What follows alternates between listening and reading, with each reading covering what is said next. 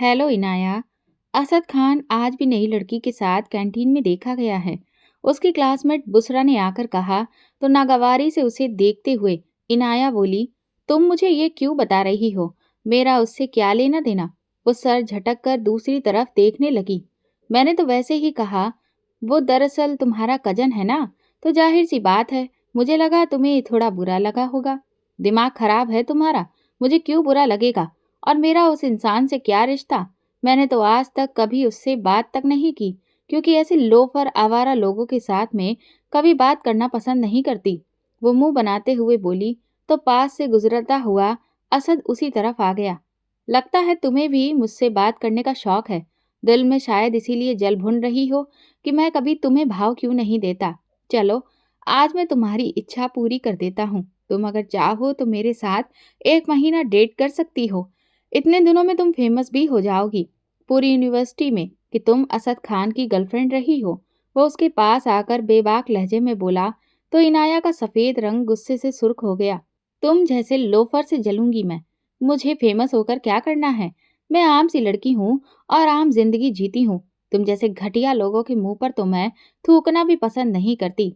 इनाया खान बहुत ही कड़क लहजे में बोली, अपनी हद में रहो, वरना मैं मुंह तोड़ सकता हूँ। न जाने कहाँ से उठकर हमारे घर आ गई हो और अब मेरी जिंदगी में भी दखल अंदाजी देने लगी हो।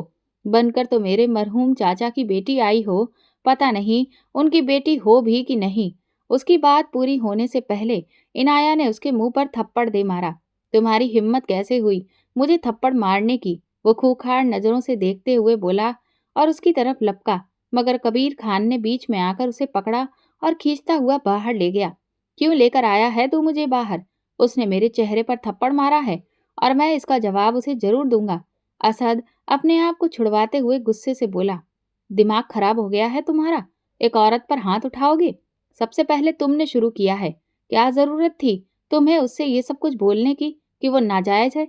यार, तुमने उसे गाली दी है और तुम्हें अगर ऐसी कोई गाली दे तो तुम क्या करोगे?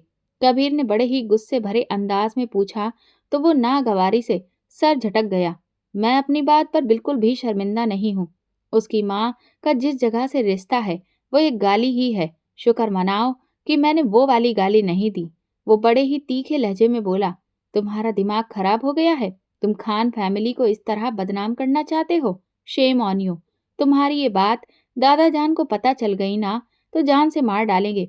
अच्छी तरह से जानते हो ना, उनके लिए खानदान की इज्जत बहुत मायने रखती है। कबीर की बात पर वो गुस्से से आगे बढ़ गया और गाड़ी में बैठकर वहां से निकल गया। कबीर खान सर झटक कर अंदर यूनिवर्सिटी में वापस आया और उसने बेसब्र निगाहों से इधर उधर इनाया को तलाश किया। तभी वो उसे एक पेड़ के नीचे अकेली बैठी नजर आई। वो धीरे से चलता हुआ उसके पास आया तो वो सर झुकाए रो रही थी। अरे वाह, इतनी बहादुर लड़की होकर आप रो रही हैं? वो उसके पास बैठते हुए बहुत ही खुशहाल लहजे में बोला तो उसने शिकायती नजरों से उसे देखा। आप क्यों मुझसे इतनी हमदर्दी रखते हैं? हमेशा आपका तो पूरा खानदान ही मुझे देखना तक पसंद नहीं करता। वो नरम लहजे में बोली, वो क्या है ना, बचपन से ही मैंने मीठी चीजें बहुत खाई हैं और इसकी वजह से मेरे अंदर की कड़वाहट बिल्कुल खत्म हो गई है और मैं किसी के बारे में अपने दिल में कोई बुरी याद रखना ही नहीं चाहता।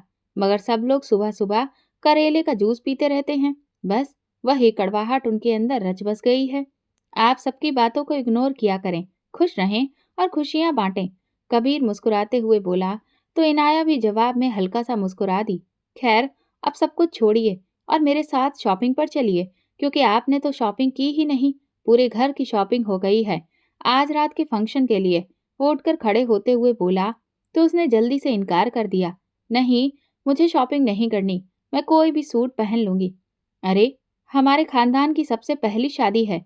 अब कबीर खान की बहन की शादी हो और कबीर खान की दोस्त यूं ही बेकार सी हालत बनाकर आ जाए तो लोग क्या सोचेंगे? चलो, उठो। उसने उसे डांटते हुए कहा तो वो चुपचाप उठ गई और कबीर के संग चलते हुए उसका दिल चाहा कि ये इंसान हमेशा यूं ही उसका साथ देता रहे। न जाने उस इंसान के साथ रहकर उसे एक महफूज रहने का एहसास क्यों होता था। वो आज से 2 साल पहले खान हाउस में आई थी। अरबाज खान, यानी कि दादू के 3 बेटे थे। सबसे बड़े अरमान खान, जिनका बेटा कबीर खान और बेटी आलिया खान। दूसरा बेटा अरसलान खान, जिनके भी दो बच्चे असद खान और आयशा, और सबसे छोटे बेटे फैजान खान, जिन्होंने एक तवायफ से मोहब्बत कर उससे शादी कर ली, मगर किसी ने भी फातिमा को नहीं अपनाया। तो फैजान उन सब से नाराज होकर फातिमा को लेकर दिल्ली चले गए। वहां उन्हें अल्लाह ने एक बेटी से नवाया, इनाया खान। वो दोनों माँ बाप अपने बच्चों के लिए सब कुछ अच्छा करने की कोशिश करते थे, मगर जब इनाया 10 साल की हुई तो वो दुनिया से ही चले गए। अब तक उन लोगों ने अपनी बेटी को दुनिया की हर बुराई से बचा रखा था। जब वो 18 साल की हुई तो 2 साल पहले फातिमा का भी इंतकाल हुआ, मगर इंतकाल से पहले उसने इनाया खान हाउस का एड्रेस दिया, और जब वो इस पते पर अपने माँ बाप की तस्वीर के साथ आई और जब उसने फैजान खान के बारे में बताया तो खान हाउस पर एक कयामत ही टूट गई थी। दादू जान को तो चुप्पी सी लग गई थी। उन्होंने उसे घर में रहने दिया, मगर ना तो कभी उन्होंने खुद उससे बात की और ना ही खानदान में कोई और उससे बात करता था, सिवाय कबीर खान के। लीजिए, हम पहुंच चुके हैं शॉपिंग मॉल। अब आप जमकर शॉपिंग कीजिए, अपनी मर्जी से, कबीर ने मुस्कुराते हुए कहा। तो इनाया चुपचाप अंदर चली गई। कबीर ने उसे काफ़ी शॉपिंग करवाई। फिर जब वो घर पहुंचे तो कबीर की माँ फयाज बेगम उस पर नाराज होने लगी। मगर यहाँ परवाह किसे थी? वो तो अपनी इस कज़न का 2 साल पहले ही दीवाना हो गया था, जब वो बड़ी ही मजबूती के साथ खुद मुकदमा लड़कर खुद को इनाया फैजान खान साबित कर चुकी थी, जिस बात पर सिवाय कबीर और दादू जान के किसी को भी यकीन नहीं था। वो उनकी बात को अनसुना करता हुआ असद के कमरे की तरफ गया, जो कि अभी तक उससे नाराज था। क्या बात है ड्यूड, नाराज हो मुझसे? उसके करीब बैठकर बोला। तुम्हें उससे क्या? तुम्हें तो एक नई दोस्त मिल गई है, तो पुराने दोस्तों का अचार डाल लो, असद ने जलकर कहा। तो वो कहकहा लगाकर हंस पड़ा। अच्छा, तो इसीलिए जल कुकड़े बने हो। चलो जल्दी से अब रेडी हो जाओ शाम के फंक्शन के लिए, वरना आलिया बहुत नाराज हो जाएगी। ये उसकी शादी पर भांगड़ा नहीं डालोगे? क्या पंगा डालकर बैठ गए हो? कबीर ने कहा तो उसने सिर हिला दिया। फिर कबीर के जाने के बाद वो उठकर तैयार होने लगा। वो तैयार होकर अपनी ही धुन में बाहर आ रहा था कि किसी के साथ जोर से टकराया। वो वजूद उससे टकराकर सीढ़ियों से गिरने ही वाला था कि उसने जल्दी से उसका हाथ थाम लिया। उसने जैसे ही घूम कर देखा तो वो इनाया थी। वो इस कदर हसीन थी कि वो किसी परी की जैसी लग रही थी। आज तो जूड़े में जड़े उसके सिल्की बाल भी खुले थे, जो कि कमर को छू रहे थे, और हिरनी जैसी काली काली मोटी आंखों में नागवारी भरे एहसास थे। ओहो, तुम तो सर से लेकर पैर तक कयामत हो। वो उसे खींचकर बाहों में लेते हुए बोला। अपनी हद में रहो, उसकी गिरफ्त से निकलते हुए वो गुस्से से बोली, और फिर नीचे की तरफ बढ़ने लगी। असद ने उसे पुकारा। वैसे अगर तुम मेरी टाइप की होती ना, तो इस वक्त तुम मेरी गर्लफ्रेंड होती, लेकिन तुम मेरी टाइप की नहीं हो। हसीन और कयामत तो जरूर हो, मगर असद खान कभी ऐसी वैसी गिरी पड़ी चीजों को नहीं उठाया। तवायफ माँ की बेटी। असद की ये बात उसके दिल में आग लग चुकी थी। अगर मैं तवायफ की डेफिनेशन बताई ना, तो सब के सब बोलने के काबिल नहीं रहेंगे। जब मैं बोलती हूँ तो सबकी बोलती बंद कर देती हूँ। वो बहुत ही तीखे लहजे में बोली और तेजी से सीढ़ियां उतरते हुए नीचे की तरफ बढ़ गई। असद और कबीर के फ्रेंड सर्कल से जो लड़कियां आई थीं, वो इनाया को बहुत ही जलन से देख रही थीं। असद, मुझे पता चला है कि कोई आजकल बड़ा शरीफ बन रहा है। असद की मामू की बेटी ने उसके पास आते हुए इनाया को देखकर ताना मारते हुए कहा। असद की ये कज़न मोनिका न सिर्फ मॉडल थी, बल्कि एक बहुत अच्छी डांसर भी थी। इनाया ने उसे मुस्कुराते हुए देखा और बोली, चलिए कोई तो है जो नेक बन रहा है। कम से कम आपकी तरह इस तरह बेहयाई तो नहीं फैला रहा। जब आप जैसों को बुराई पर शर्मिंदगी नहीं होती, तो फिर मैं अपनी अच्छाई पर शर्मिंदगी क्यों करूं? उसकी बात पर मोनिका हंस पड़ी। सच में यार, तुम कितनी फनी हो। तवायफ की बेटी होकर अच्छाई की बात करती हो। तुम्हारी माँ कोठों पर पैसों के लिए नाचती थी और यूं ही फैजान अंकल को अपने जाल में फंसा लिया। मोनिका फुफकारते भरे अंदाज में बोली। चलो, मेरी माँ की तो मजबूरी थी नाचना, क्योंकि पेट पालना था उन्हें और अपनी इज्जत को भी बचाना था। लेकिन जब मेरे पापा ने उनकी मजबूरी की जंजीरों को तोड़कर उनका साथ दिया, तो उन्होंने कभी भी उस जगह को पलट कर नहीं देखा, बल्कि वो एक नेक औरत बनकर रही। लेकिन मोनिका, तुम्हें कौन सी मजबूरी है? तुम तो पूरी दुनिया के सामने अपना मुजरा दिखाती हो, वो भी जिस्म की नुमाइश करते हुए। तुम भी तो अपना पैसा कमाने के लिए ये सब कर रही हो। How dare you! तुम्हारी हिम्मत कैसे हुई मुझसे ऐसे बात करने की? मोनिका ने हाथ उठाकर उसे थप्पड़ मारना चाहा तो उसने हाथ पकड़ लिया। आवाज नीचे मिस मोनिका। अगर आवाज ऊंची करने से आप सही साबित होती तो आपसे कहीं ज्यादा मैं ऊंची आवाज में बात कर सकती हूँ। ये कहकर वो सबसे दूर अलग अलग थलग कोने में जाकर बैठ गई। Interesting, very very interesting. वैसे बिल्कुल ठीक ही कहा था। जब ये बोलती है ना तो दूसरों की बोलती बंद हो जाती है। असद मुस्कुराते हुए बोला। फिर वो तेजी से उसकी तरफ बढ़ा और जाकर उसके सामने वाली कुर्सी पर बैठकर उसे देखने लगा। तब उसकी इस हरकत पर दिल ही दिल में खौलते हुए वो इधर उधर देखने लगी, मगर उसकी बेबाक निगाहें उसके चेहरे को निहार रही थी। फिर वो गुस्से से बाहर से उठकर अंदर की तरफ बढ़ी तो असद ने तेजी से उसके पीछे लगता हुआ बोला, वैसे बहुत ज्यादा नखरे वाली हो। लड़कियों को नखरे नहीं करने चाहिए। असद ने लॉन्च में आकर उसके आगे खड़े होते हुए कहा तो उसने नागवारी भरी निगाहों से उसे देखा। आपको कोई काम नहीं है क्या? सिर्फ लड़कियों के पीछे ही घूमना पसंद है? तो असद उसकी बात पर हल्का सा मुस्कुरा दिया। वो क्या है ना, ये लड़कियां एक फूल के जैसी होती हैं। अगर उनकी तारीफ ना की जाए तो वो मुरझा जाती हैं, और असद खान किसी लड़की को मुरझाते हुए नहीं देख सकता। वो उस पर नजरें जमाकर बोला, ये गलत फहमी आपको किसने बता दी कि लड़कियों की तारीफ अगर लड़के ना करें तो वो मुरझा जाती हैं? मैं आपको बताती हूँ कि ऐसा कुछ नहीं होता। ये बात एक पत्नी के लिए होती है, ना कि किसी भी लड़की के लिए। जब कोई शौहर अपनी बीवी की तारीफ ना करे, उसे मोहब्बत ना करे, तो वो मुरझा जाती है। इसीलिए तो शौहर के दुनिया से जाने के बाद औरत की जिंदगी बेरंग हो जाती है। इसीलिए मेरे सामने इस तरह की बातें दोबारा मत करना, क्योंकि ना तो मैं ऐसी बातों पर फिसलने वाली हूँ और ना ही मैं ऐसी बातों को मानती हूँ। आप मुझे अपने कजिन्स और गर्लफ्रेंड की तरह मत समझिए, जो कि आपकी चिकनी चुपड़ी बातों में आकर फंस जाती हैं। मैं जरा दूसरी टाइप की लड़की हूँ। मैं ना किसी मर्द से बात करना पसंद करती हूँ और ना ही उनकी बातों में आती हूँ।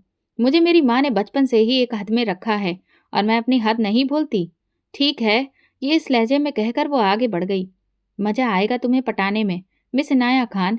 तुम एक दिन असद खान की बातों में ऐसी उलझोगी कि उसके बुने हुए जाल में किसी मकड़ी के जैसे फंस जाओगी। वो दिल ही दिल में खुद से कह रहा था और दोबारा बाहर की तरफ बढ़ गया। अगले दिन सुबह जब यूनिवर्सिटी के लिए निकल रहा था तो उसी वक्त इनाया यूनिवर्सिटी के लिए निकल रही थी। असद ने उसके पास जाकर उसे साथ चलने का ऑफर दिया, जिसको उसने बिना सोचे समझे रिजेक्ट कर दिया। असद जब किसी लड़की को ऑफर करता है ना तो उस लड़की की किस्मत खुल जाती है।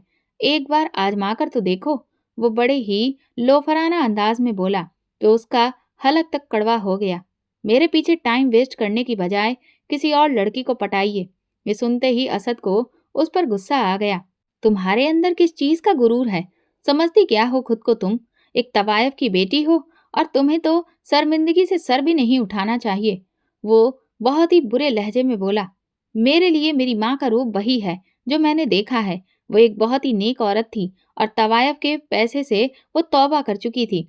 वैसे भी मेरी माँ उस कोठे पर रहते हुए भी खुद को बचाकर रखे हुए थी। पता है मिस्टर असद, गंदगी में रहते हुए उस गंदगी से खुद को बचाकर रखना बहुत ही फक्र की बात होती है, और मुझे अपनी माँ पर बहुत फक्र है। आप जैसा घटिया आदमी मेरी माँ के बारे में ऐसी बात ना ही करे तो बेहतर है, क्योंकि जिसकी खुद की माँ उसे बचपन में छोड़कर किसी और आदमी के साथ उसका हाथ थामकर इस घर से चली गई है, वो तो सभी जानते हैं। आप भी जानते हैं ना, और हम भी। तो लिहाजा हर एक को पता है कि ताई अम्मा आपकी सौतेली माँ हैं, लेकिन आपको सगे बच्चों से ज्यादा प्यार करती हैं। मगर अफसोस, आपकी सगी माँ तो आपको छोड़कर चली गई थी, वो भी किसी और मर्द के प्यार में पड़कर। लेकिन मेरी माँ ने तवायफ होकर भी अपने शौहर के साथ वफादारी की, कभी किसी मर्द के बारे में नहीं सोचा। मेरे लिए मेरी माँ मेरा फक्र है। और हाँ मिस्टर असद खान, खानदानी और नाम गिरानी होने की जरूरत नहीं होती है, वो भी वफादार हो। अगर ऐसा होता तो आपकी माँ कम से कम अपने शौहर के साथ नहीं तो आपके साथ तो वफा करती, क्योंकि माँ कभी बेवफा नहीं होती। लेकिन क्या है ना कि वफा किसी को भी रास नहीं आती। वो चबा चबा कर बोलती रही और वो घूरती नजरों से उसे देखता रह गया और बिना कुछ बोले एक झटके से वहां से बढ़ा और अपने कमरे की तरफ चला गया। इनाया तंजिया अंदाज में हुंकार भरती आगे बढ़ गई। वो यूनिवर्सिटी पहुंची तो उसका जहन असद की उगले हुए जहर के बारे में सोचने में उलझा था। वो जितना उस शख्स के रवैये के बारे में सोचती थी उतना ही उलट जाती थी। न जाने उस इंसान को उससे इतनी नफरत क्यों थी।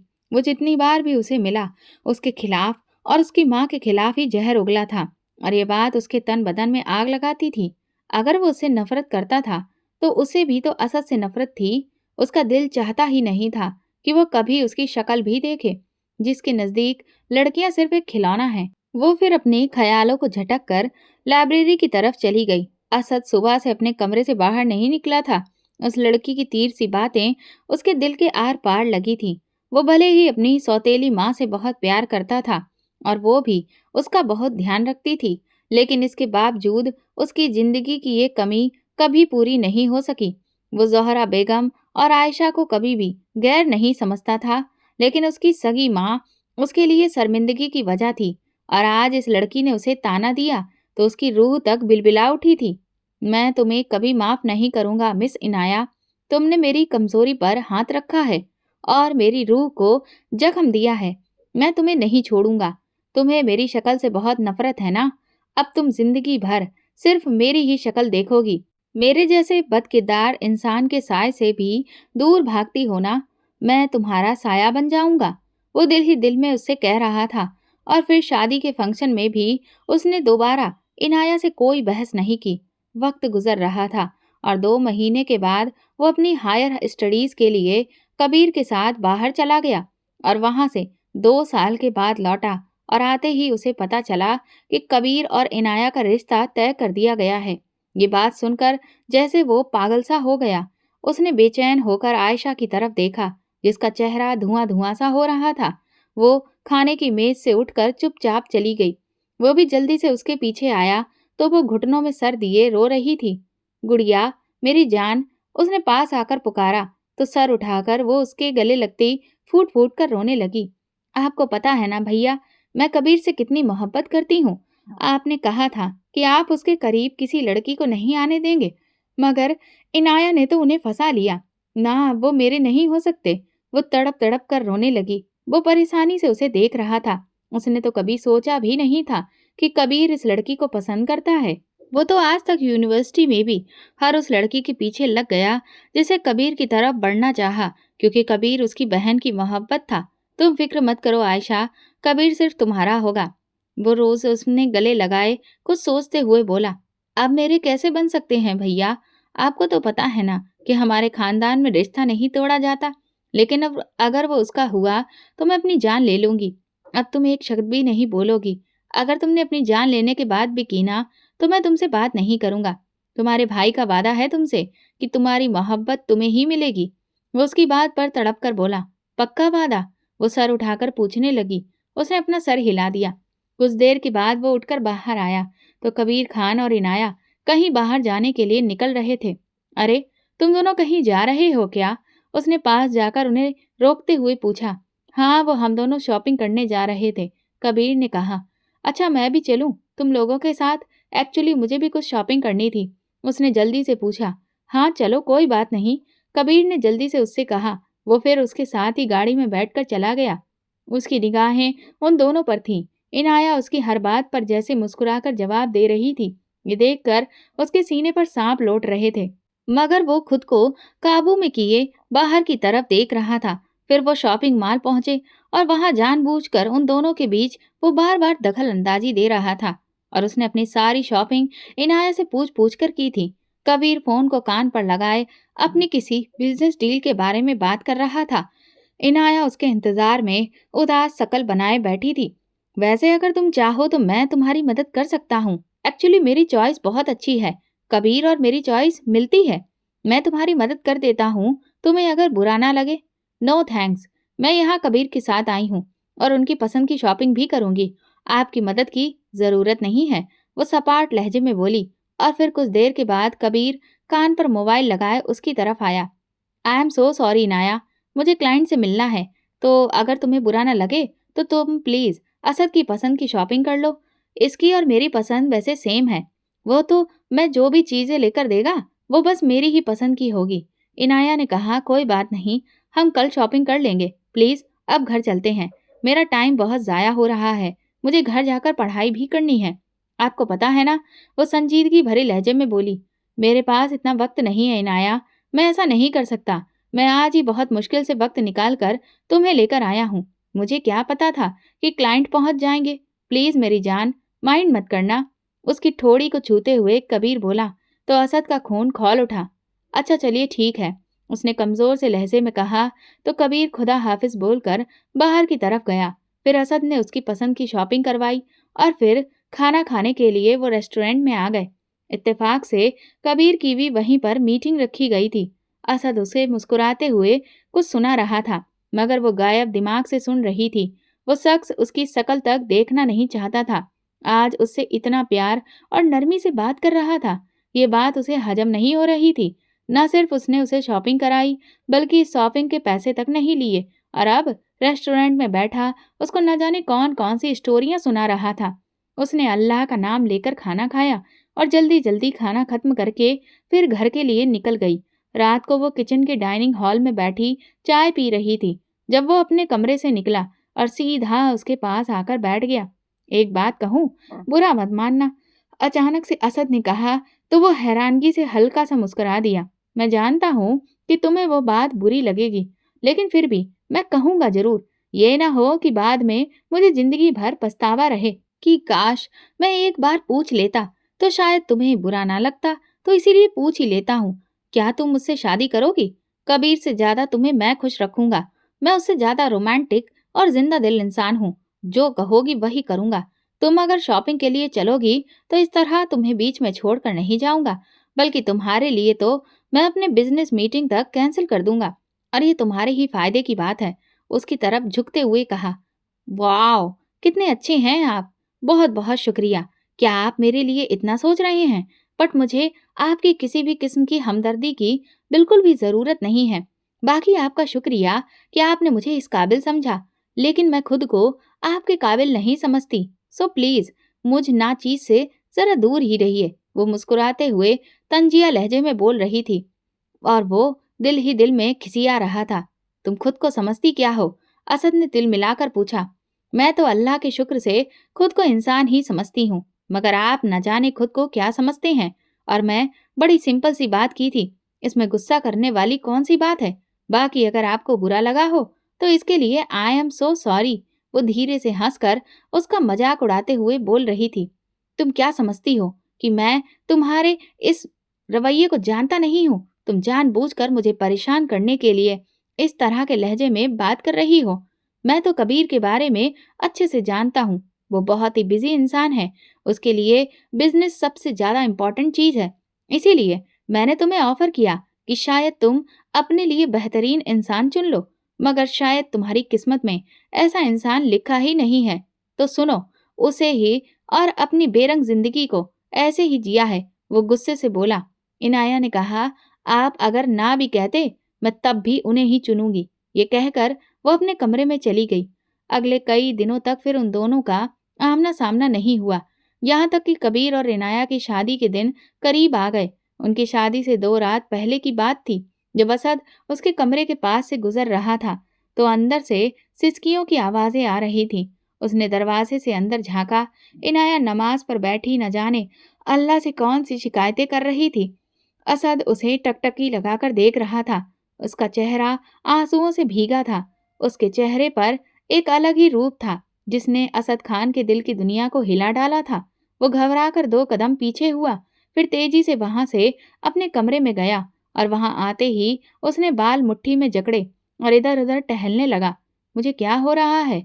मैं इस लड़की को बर्बाद नहीं कर सकता। मुझे ऐसा लग रहा था कि इसके दर्द से मेरा सीना फट जाएगा। वो खुद से ही बातें किए जा रहा था। अगले दिन जब वो उठा तो उसने सोच लिया था कि अब वो उसकी जिंदगी में किसी भी तरह की कोई दखल अंदाजी नहीं करेगा। और रही बात आयशा की, तो वो उसे समझाने की पूरी कोशिश करेगा कि वो कबीर को भूल जाए। आज रात उन लोगों ने एक पार्टी ऑर्गेनाइज की थी जिसमें सिर्फ यंग जनरेशन थी, और सब बड़े लोग खान विला के सामने बने हुए आउट हाउस में चले गए थे। इन सब लोगों ने खान विला में एक तूफान सा उठाया हुआ था। कबीर और इनाया तो एक कोने में बैठे न जाने कौन सी बातें कर रहे थे। असद को न जाने क्यों कबीर की किस्मत पर रश्क हो रहा था। इनाया से दूर जाने का सोचकर उसका दिल बंद हुआ जा रहा था। कुछ देर के बाद वो उठकर अपने कजन के पास आकर उनसे बातें करने लगा। और बातों के दौरान ही आयशा ने उसे जूस दिया, जो उसने चुपचाप पी लिया। तभी उसने इनाया को ऊपर जाते देख लिया। वो अपना जूस का गिलास छोड़कर उसके पीछे ऊपर आ गया। वो जैसे ही कमरे में दाखिल हुआ तो इनाया बेड पर बेहोश लेटी थी। वो तेजी से उसकी तरफ लपका और उसे हिलाकर पुकारने लगा, मगर दूसरी तरफ न जाने कितने टाइम के बाद जब वो उठा तो वो शर्टलेस इनाया के साथ कंबल में लेटा था। वो अपनी कनपटियों को मसलते हुए रात के बारे में याद करने की कोशिश करने लगा, मगर उसे कुछ भी याद नहीं आ रहा था। इससे पहले कि वो सिचुएशन को संभालता, दरवाजा खुला और सब घर वाले अंदर दाखिल हुए। ये क्या बेहूदगी है? असलान खान ने दहाड़ कर पूछा तो उसकी आवाज पर इनाया की आंख खुल गई और उसने इधर उधर देखते हुए कुछ समझने की कोशिश करनी चाही, मगर उसकी समझ में कुछ भी नहीं आ रहा था। ये क्या हो रहा है? उसने अपने साथ बैठे हुए असद को देखा तो उसका रंग फीका हो गया। उसे कुछ भी याद नहीं था कि रात उसके साथ क्या बीता। उसे बस इतना याद था कि वो जूस पीकर खड़ी हुई तो अचानक उसका सर चकराने लगा और ऐसा लगा जैसे वो गिर जाएगी।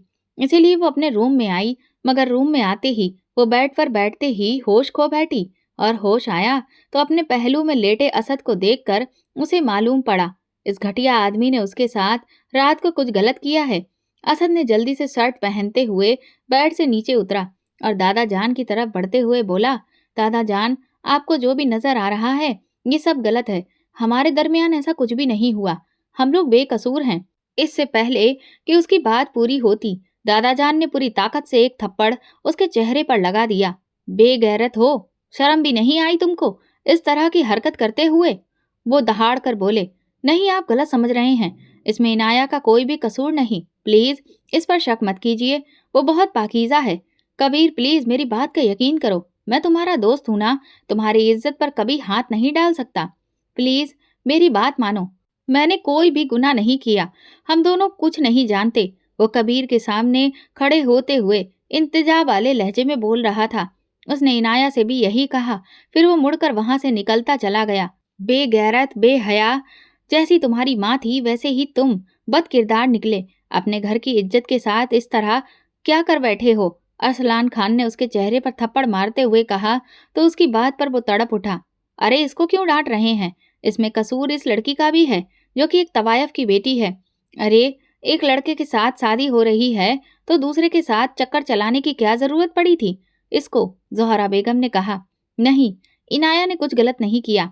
मैंने भी कुछ गलत नहीं किया। मैं कुछ भी नहीं जानता कि रात को क्या हुआ।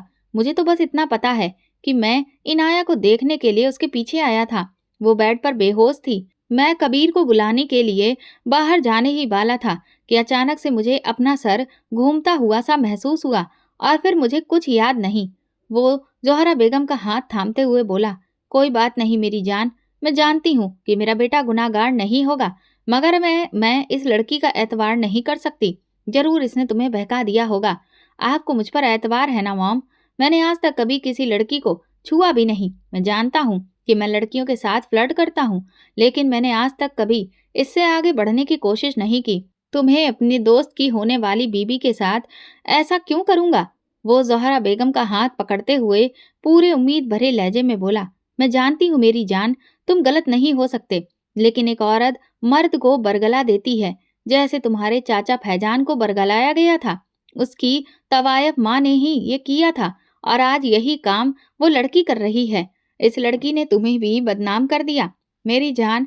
इसी दिन के डर से मैं हमेशा अरसलान साहब को कहती थी कि इस लड़की को किसी हॉस्टल वगैरह में छोड़ दें, वरना ये घर के लड़कों को बिगाड़ देगी।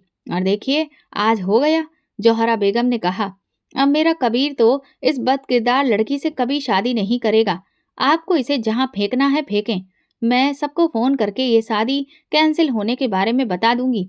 इनाया अपनी निगाहें झुकाए बैठी बेड पर रो रही थी। प्लीज ताई, ऐसा मत कीजिए। मैं आपको बोल रहा हूं ना कि इनाया बिल्कुल बेगुनाह है। वो फयाज बेगम के आगे हाथ जोड़ते हुए बोला, बस अब इसमें कहने को कुछ बाकी नहीं। शादी तो आज रात होगी इनाया की, लेकिन कबीर के साथ नहीं, तुम्हारे साथ असद। दादा जान ने तीखे लहजे में कहा। उसने भी यकीन भरी नजर से उन्हें देखा और फौरन बोला, मैं इससे शादी नहीं कर सकता। वो मुझसे प्यार ही नहीं करती, मैं भी इसे प्यार नहीं करता। जब प्यार नहीं करते तो इस कमरे में क्या करने आए थे? अब जब गुनाह कर लिया है तो इस गुनाह को एक्सेप्ट भी करो। तुम दोनों की यही सजा है कि तुम दोनों जिंदगी भर साथ रहो। बहकने वालों को ऐसी ही सजा देनी चाहिए। ना चाहते हुए भी वो एक दूसरे के साथ रहे, दादा जान ने कहा, और फिर सब लोग वहां से निकलकर चले गए। इन सब के जाने के बाद वो इनाया की तरफ बढ़ा। प्लीज मुझे गलत मत समझो, मैंने कुछ भी नहीं किया, मेरा यकीन करो। क्या बिगाड़ा था मैंने तुम्हारा? हमेशा से यही करते रहे तुम मेरे साथ। रात तुमने मुझे मुझे किसी को भी मुंह दिखाने के काबिल नहीं छोड़ा। तुम एक घटिया इंसान थे और तुम घटिया ही रहोगे। तुमने मुझसे शादी करने की ख्वाहिश जाहिर की, जबकि मैंने तुम्हें इनकार कर दिया। तो तुमने ये सब किया मेरे साथ। मैं अल्लाह से हमेशा अपने लिए एक चीज मांगती थी कि कभी भी मैं अपनी माँ का सर ना झुकाऊं, लेकिन आज लोग मुझे फिर से मेरी माँ के काम का ताना ही दे रहे थे, जिसकी वजह सिर्फ और सिर्फ तुम हो। असद खान, आज मैं तुमसे वादा करती हूँ, असद, कि मैं तुम्हारी जिंदगी बर्बाद कर दूंगी। वो उसका गिरेबान पकड़े तेज लहजे में चिल्लाई तो वो यकीनी से उसे देख रहा था। फिर वो बोझिल दिल के साथ कमरे से निकल गया। रात को दोनों का निकाह हुआ और इनाया को ऐसे ही विदा करके उसके कमरे में पहुंचा दिया गया। लोगों ने आपस में बहुत सारी बातें की, मगर अरसलान खान और अरमान खान ने किसी न किसी बात का बहाना करके इन सारी बातों को घुमा दिया और सबको यही बताया कि वो दोनों आपस में मोहब्बत करते थे, जिसकी खबर होते ही बड़ों ने उन्हें मिलाने का फैसला कर लिया। असद के कमरे में बैठी इनाया नोच नोच कर अपने जेवर उतार कर फेंक रही थी। फिर वो थक कर जमीन पर लेटी तड़प कर रोने लगी और यूं ही रोते रोते वो होश खो बैठी। जब असद थके कदमों के साथ अंदर दाखिल हुआ तो उसे वो ठंडी जमीन पर पड़े देखा। उसके पास आकर पुकारने लगा। जब इनाया की तरफ से कोई जवाब नहीं आया तो वो भी जमीन पर बैठ गया। उसके सर पर हाथ रखकर उसे हिलाने लगा, मगर उसे महसूस हुआ कि उसके जिस्म में किसी भी तरह की कोई हरकत नहीं हो रही है। वो जल्दी से उसे गोद में उठाकर बेड पर लेकर आया और आराम से लिटा दिया। उसके चेहरे पर पानी डालकर पुकारने लगा। कुछ देर बाद उसने कराहते हुए आंखें खोली तो अपने करीब असद को देखकर वो गुस्से में आ गई और उसे पीछे धकेल कर उठकर बैठी। तुम्हारी हिम्मत भी कैसे हुई मेरे इस तरह करीब आने की, घटिया इंसान! वो गला फाड़ के चिल्लाई तो असद ने गुस्से में दांत पीसे। मैं जानता हूँ कि मैंने गलतियां की हैं, लेकिन मैं इस गलती को कभी नहीं मानूंगा। मैंने तुम्हारे साथ कुछ गलत नहीं किया। हाँ, मैंने तुम्हें प्रपोज किया था, मगर उसकी वजह थी मेरी बहन की खुशी। वो कबीर को पसंद करती थी और मैं उसकी खुशी चाहता था। इसीलिए मैं चाहता था कि तुम मुझसे शादी कर लो और कबीर को उससे शादी करने दो। मगर कल रात मैंने जब तुम्हें अल्लाह के हुजूर में रोते देखा तो मेरा दिल पसीज गया। मैंने भी इरादा कर लिया था मैं कभी भी तुम्हारे मामले में दखल अंदाजी नहीं करूंगा। मेरा यकीन करो, मैंने तुम्हारे साथ कुछ भी गलत नहीं किया। तुम जैसे पहले पाकीज़ा थी आज भी हो। वो बेबसी भरे अंदाज में बोला, मगर इनाया ने उसका हाथ झटककर जहरीली निगाहों से देखा और फिर वो बिना कुछ बोले उठकर कपड़े चेंज करने चली गई। उसके बाद वो बेड पर आकर लेटी, मगर लेटने से पहले उसने दूसरी तरफ का तकिया उठाकर जमीन पर पटकते हुए बोला, मेरे साथ बेड पर लेटने की कोशिश मत करना, वरना मुझसे बुरा और कोई नहीं होगा। असद तो उसकी बदतमीजी पर दिल ही दिल में कुढ़ते हुए चुपचाप तकिया उठाकर सोफे पर जाकर लेट गया, मगर सोफा इस कदर छोटा था कि उसके पैर आगे को नीचे लटक रहे थे और वो पूरी रात यूं ही लेटे रहने से सुबह उसकी कमर से हिला तक नहीं जा रहा था। फिर पूरा दिन उसने घर से बाहर गुजारा। रात को जब घर आया तो पूरे घर में मनहूस सन्नाटा छाया था। वो सर झटक कर अपने कमरे में गया तो देखा इनाया बेड पर बैठी लैपटॉप पर अपना कोई काम कर रही थी। वो अपना कोट उतारकर सोफे पर उछाल कर बेड की दूसरी तरफ आकर लेटा तो इनाया ने उसे नागवारी से देखा और बोली, मैंने कहा था ना कि बेड पर मेरे साथ नहीं लेटना, मगर तुम्हें शायद मेरी बात का असर नहीं होता। उसकी बदतमीजी से असद की जैसे आग गुस्से में भड़क गई थी। वो उठा और उसके कमर में हाथ डालते हुए उसे खुद पर गिराकर बहुत ही तीखे लहजे में बोला, इनाया असद खान, मैं अगर चाहूं ना तो तुम्हारी इस बदतमीजी का तो मैं बहुत अच्छा जवाब दे सकता हूँ, लेकिन मैं तुम्हारे लिए ऐसा नहीं कर रहा। वो भी सिर्फ इस वजह से कि तुमने जिंदगी में बहुत तकलीफें झेली हैं। मैंने भी अपनी जिंदगी में बहुत तकलीफें सही हैं और तुम्हारे जैसे ही सही, लेकिन मुझे भी लोग वैसे ही ताने मारते हैं जैसे तुम्हें मारते हैं तुम्हारी माँ का। लेकिन तुम्हारे लिए तो फिर भी ये फक्र की बात है ना कि तुम्हारी माँ ने एक तवायफ होते हुए भी अपनी वफा निभाई, लेकिन मेरी माँ तो एक शरीफ घराने से होने के बावजूद अपने बेटे तक से वफा नहीं निभा पाई। मैंने सुना था कि एक माँ अपने लिए नहीं, लेकिन अपने बच्चों के लिए जीती है। मगर मेरी माँ ने तो मुझे पैदा होते ही मारने की कोशिश की। मगर जब मैं नहीं मरा, तो उसे मजबूरन मुझे पैदा करना पड़ा। और फिर वो रिश्ता, जिसे वो ज़बरदस्ती गले में डाले थी, उसे निकालना चाहती थी। तो मुझे यूं ही छोड़कर वो किसी और के साथ चली गई। मेरे लिए ज़िंदगी भर एक तकलीफ़देह बात है और रहेगी। हम दोनों ने तकलीफ़ को काटा है और इस तकलीफ़ को हर पल, हर दिन किसी से ताने में भी सुनते हैं। जब हमारे दुख एक जैसे हैं, तो हम अपने दुख और सुख को बाँटते क्यों नहीं? उसे अपने करीब करते हुए वो गंभीर लहजे में बोला, तो इनाया उससे खुद को छुड़वाते हुए दूर होकर तल्ख लहजे में बोली, तुम्हें अगर लगता है कि तुम मुझे ऐसी बातों से उलझाकर अपने काम में फंसा लोगे, तो बहुत ही गलत लगता है। मैं तुम जैसे इंसान को बहुत अच्छी तरह से समझ चुकी हूँ। तुम बाहर से कुछ और हो और अंदर से कुछ और हो। ये बात हमेशा याद रखना कि मैं एक न एक दिन तुम्हें छोड़कर ज़रूर जाऊँगी, क्योंकि मैं तुम्हारे साथ हरगिज़ नहीं रहने वाली। मैं एक फ्लर्ट इंसान के साथ कभी भी ज़िंदगी नहीं गुजार सकती। आज तक मेरे दामन पर कोई दाग नहीं है, सिवाय तुम्हारे दिए दाग के, जो कि एक न एक दिन तो मैं मिटा ही लूँगी। और जिस दिन ऐसा होगा, मैं तुम्हारी ज़िंदगी से दूर चली जाऊँगी। मैं सारी दुनिया के सामने तुम्हें एक्सपोज़ करूँगी कि उस रात तुमने जानबूझकर मेरे जूस में कुछ मिलाया और फिर मेरे साथ मेरे बिस्तर पर आ गए, ताकि सब लोगों को महसूस हो कि हम दोनों इस सब में शामिल हैं। लेकिन मैं साबित कर दूँगी कि तुम सिर्फ़ गुनहगार हो। अल्लाह करे कि ये रात जल्द ही मालूम हो जाए, असद ने गुस्से में कहा, क्योंकि मैं भी तुम जैसी औरत के साथ एक पल, एक मिनट भी नहीं गुज़ारना चाहता। पता नहीं तुम खुद को समझती क्या हो? न जाने कौन-सी अपने बारे में गलतफ़हमी है, जो तुम खुद को इतना अच्छा समझती हो। हकीकत तो ये है कि तुम बेइंतिहा बदतमीज़ लड़की हो और मैं, असद खान, तुम पर थूकता भी नहीं हूँ। ये कहकर वो बाहर निकल गया और जब वो रात को लौटा, तो पूरी तरह से नशे में था। शराब पीने से उसके अंदर कुछ पल के लिए सुकून ज़रूर आया था, मगर ये वक़्त था, जैसे उसने बेड पर लेटी इनाया को देखा, तो फिर दोबारा से उसे अपनी तकलीफ़ें और दुःख याद आने लगे। मगर उस रात क्या हुआ, वो अभी तक समझ नहीं पा रहा था। वो दिल ही दिल में कुढ़ता हुआ दूसरी तरफ आया और वो बेड के दूसरी तरफ लेट गया। इनाया हड़बड़ाकर उठी। उसने हैरत भरे लहजे में पूछा, तो वो नशीली आंखों से देखते हुए बोला, तुम्हें जो कुछ देर पहले मैंने बोला था ना, उसके लिए आई एम सॉरी। पता नहीं तुम मुझे इतनी अच्छी कब लगने लगी हो। मुझे कुछ पता नहीं चला कि मैं कैसे तुम्हारे बिना जी नहीं पाऊंगा। प्लीज वादा करो मुझसे कि तुम मुझे कभी छोड़कर नहीं जाओगी। उसके करीब होकर वो बोला, तो इनाया ने जल्दी से नाक पर हाथ रख लिया। उसके मुंह से आती नागवार बदबू से वो समझ चुकी थी कि वो नशे में डूबा है। वो गुस्से से उसे धक्का देकर पीछे उठकर कमरे से बाहर आई, तो अचानक से खुसफुसाहट सुनकर चौंक गई। हमने भैया के साथ बिल्कुल भी अच्छा नहीं किया। आप जानती हो ना कि वो हमसे कितना प्यार करते हैं, और हमने उन्हें धोखा दिया। हमने बहुत बुरा काम किया।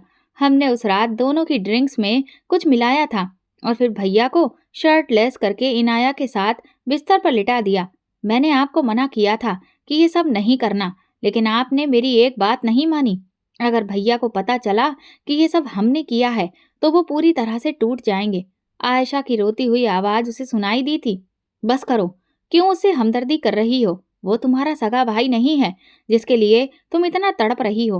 और हाँ, कबीर खान से तुम्हारी शादी की बातचीत चल रही है, तो अब आइंदा से इस बारे में कोई बात नहीं करना।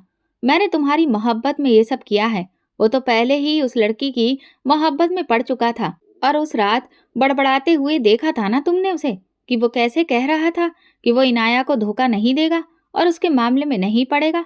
मैं उसे अच्छी तरह से जानती हूँ। उसे किसी से हमदर्दी का बुखार होता है ना, तो सर चढ़ जाता है। ज़ोहरा बेगम ने बहुत ही तीखे लहजे में कहा, और बाहर खड़ी इनाया के कदम जैसे आगे बढ़ने से रुक गए। उसके कदम भारी हो रहे थे। वो मुश्किल से चलती हुई अपने कमरे में आई, तो उसने औंधे मुंह लेटे असद को देखा, जो कि बेखबर सोया था। उसे पहली बार इस इंसान पर तरस आया, क्योंकि वो जिन रिश्तों पर सबसे ज्यादा भरोसा करता था और जिनके लिए वो अपनी जान तक कुर्बान करने को तैयार था, वही रिश्ते उसकी जिंदगी का सबसे बड़ा धोखा दे चुके थे। वो सोफे पर बैठी घुटनों में सर दिए बेआवाज रोने लगी। अगले दिन सुबह यूनिवर्सिटी के लिए तैयार हुई, तो उसी वक्त असद ऑफिस जाने के लिए निकल रहा था। उसने एकदम से पुकारते हुए कहा, तुम मुझे यूनिवर्सिटी तक छोड़ दोगे? उसकी इस बात पर असद ने बेयकीनी भरे अंदाज में उसे देखा, तो वो निगाहें चुरा गई। वैसे एकदम से तुम्हारा रवैया मुझसे कैसे बदल गया? असद ने गाड़ी में बैठते ही उससे पूछा। बस, मुझे लगता है कि हमें अपनी जिंदगी को आगे बढ़ाना चाहिए, इसीलिए मैंने कदम आगे बढ़ा लिया है। मैं नहीं चाहती हूँ कि मैं यूं ही लड़ते झगड़ते जिंदगी गुजार दूं। वो इतने नरम लहजे में बोली तो खुद असद हैरानगी से देखने लगा। अच्छा, मतलब तुमने मुझे माफ कर दिया? वह एक्साइटेड अंदाज में बोला। माफ कैसे कर दिया? आपने तो माफी मांगी ही नहीं, तो माफ कैसे कर दूं? वो कंधे उचकाकर बोली। माफी? मगर किस बात पर? असद ने हैरानगी से पूछा। तो तुम मुझे गुनाहगार समझती हो, इसीलिए पूछा ना कि तुमने इस बात पर मुझे माफ कर दिया। क्या वाकई में आज भी मैं पहले दिन की तरह ही कहूंगा कि मैंने कोई गुनाह नहीं किया? मैं नशे में था। हो सकता है कि मैं वहां पर शर्ट उतार कर तुम्हारे साथ लेट गया हूँ, बाकी मैंने तुम्हें छुआ भी नहीं, ये बात तो कंफर्म है। वो अटल लहजे में बोला। बिल्कुल हो सकता है कि तुमने मुझे नहीं छुआ, लेकिन हो सकता है कि हमें बदनाम करने के लिए कोई साजिश की गई हो। इस बात पर असद हंस पड़ा। ये तुम्हारी गलतफहमी है, ऐसा कुछ भी नहीं है। मेरा तो कोई दुश्मन ही नहीं है, बाकी हो सकता है कि तुम्हारे हो। वो कंधे उचकाकर बोला। इंसान को किसी पर भी इतना भरोसा नहीं करना चाहिए, क्योंकि हो सकता है कि आप जिन पर सबसे ज्यादा भरोसा करते हो वही आपके सबसे बड़े दुश्मन हो। वैसे मैं जानती हूँ कि आप यकीन नहीं करेंगे, लेकिन फिर भी कहती हूँ कि हो सकता है इसके पीछे आपकी सौतेली माँ और बहन हो। क्या आप मेरी इस बात पर विश्वास करेंगे? इनाया ने उसकी तरफ देखते हुए कहा तो असद ने नागवारी से उसे देखा। मैं तुम्हारी इस बात पर कभी भी यकीन नहीं कर सकता। मेरी माँ और बहन चाहे मेरे सगे नहीं, लेकिन मेरी सगी माँ से बहुत बेहतर हैं। उन लोगों ने मेरा हमेशा मेरे मुश्किल वक्त में साथ दिया है। एक बार इसके बारे में जरूर तहकीकात कर लीजिएगा। मैं जानती हूँ कि आपको बेशक उन पर यकीन है, पर मुझे रत्ती भर भी यकीन नहीं है। ठीक है, मैं आपकी बीवी हूँ। अगर मुझसे माफी चाहिए तो इस मामले में पूरी तसल्ली कीजिए और मुझे और खुद को बेगुनाह साबित करें। असद ने सर झटक कर गाड़ी की स्पीड बढ़ा दी। फिर उसने चुपके से इस बारे में पड़ताल शुरू कर दी और उसने अपने सब दोस्तों से उस दिन की वीडियो वगैरह शेयर करने को कहा। जब उसने रात भर बैठकर उन वीडियोस को देखा तो उसे एक वीडियो में आयशा 2 ग्लासेस में कुछ डालती हुई दिखाई दी तो वो चौंक पड़ा। फिर वो उठा और आयशा के रूम की तरफ गया। ये सब क्या है? उसने वीडियो आगे करते हुए पूछा तो उसका रंग उड़ गया। वो वो भैया, मैंने कुछ नहीं किया। वो सहमी सी बोली। तुम इस ड्रिंक में क्या मिला रही थी आयशा? क्योंकि तुमने ये ड्रिंक मुझे और इनाया को दी थी। सच सच बोलोगी, तुमने इसमें क्या मिलाया था? अगर तुम सच बोलोगी तो मैं तुम्हें कुछ भी नहीं कहूंगा। उसने अब की बार सख्त लहजे में पूछा तो आयशा ने रोते हुए सब बता दिया कि कैसे जोहरा बेगम के कहने पर उसने ये सब कुछ किया ताकि वो कबीर को हासिल कर सके, और वो उस दिन जान चुकी थी कि वो अब उन्हें अलग नहीं करना चाहता, तो बस ये काम उन्होंने खुद अपने जिम्मे ले लिया। इतना बड़ा धोखा दिया तुम लोगों ने मुझे, उसने कड़क लहजे में कहा। सॉरी भाई, मेरे पास और कोई चारा नहीं था। मैं कबीर को खोना नहीं चाहती थी। आप तो जानते हैं ना कि मेरी जान बसती है उसमें। अगर वो मुझे ना मिले तो मैं मर जाऊंगी। आयशा उसके कदमों में बैठी रोती हुई बोली। मैं तो तुम्हारा भाई था ना, फिर मेरे साथ ही ऐसा किया?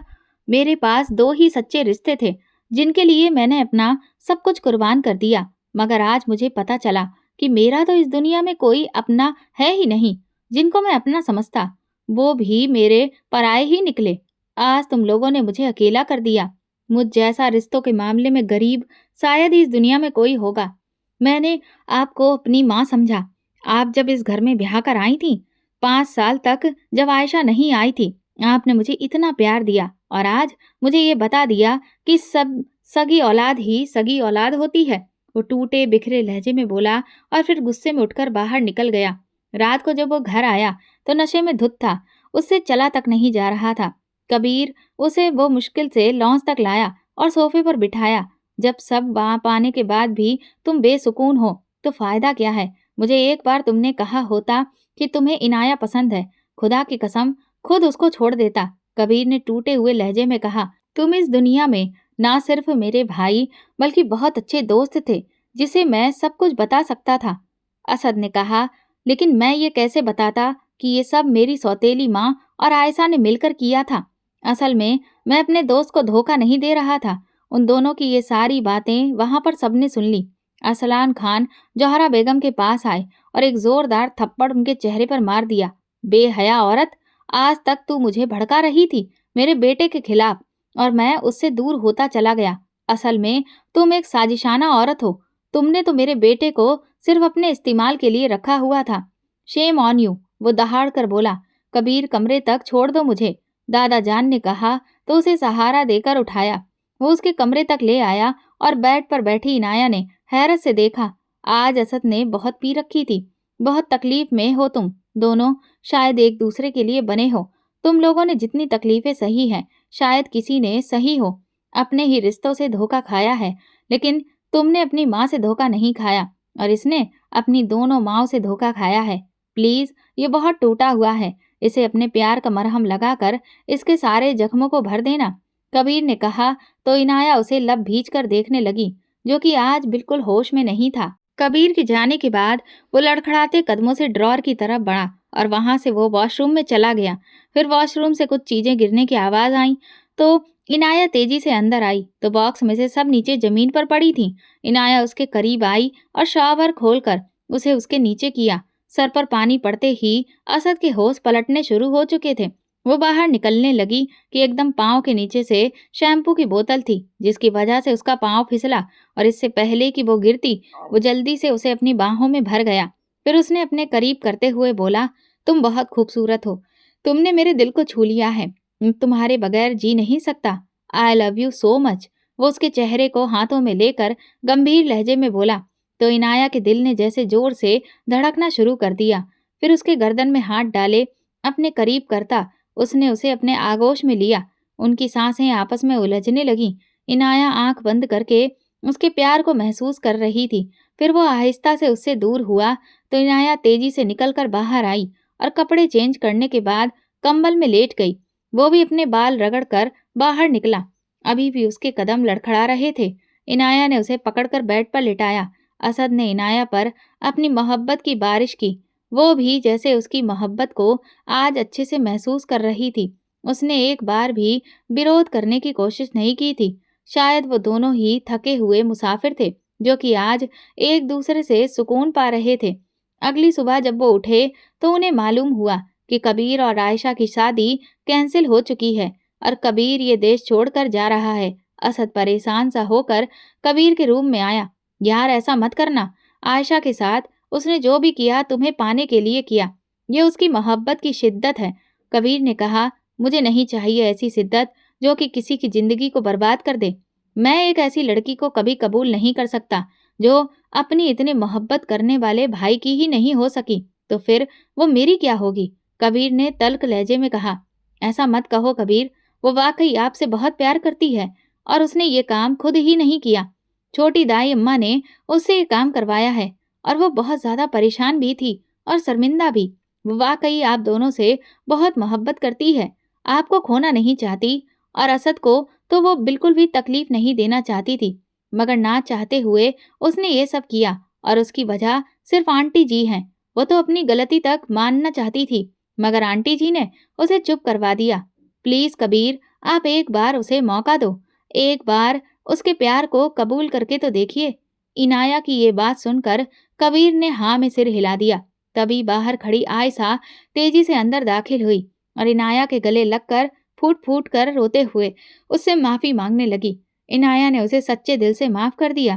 तभी असद ने कहा, अच्छा भाई, दूल्हा और दुल्हन अब आपस में दोनों बातचीत करिए और अपनी हर तरह की गलतफहमी को अभी से दूर कर लीजिए। मैं तो चला अपनी बेगम को लेकर, हम बाहर नाश्ता करने जा रहे हैं और फिर मुझे अपनी बेगम साहिबा को ढेर सारी शॉपिंग भी करवानी है।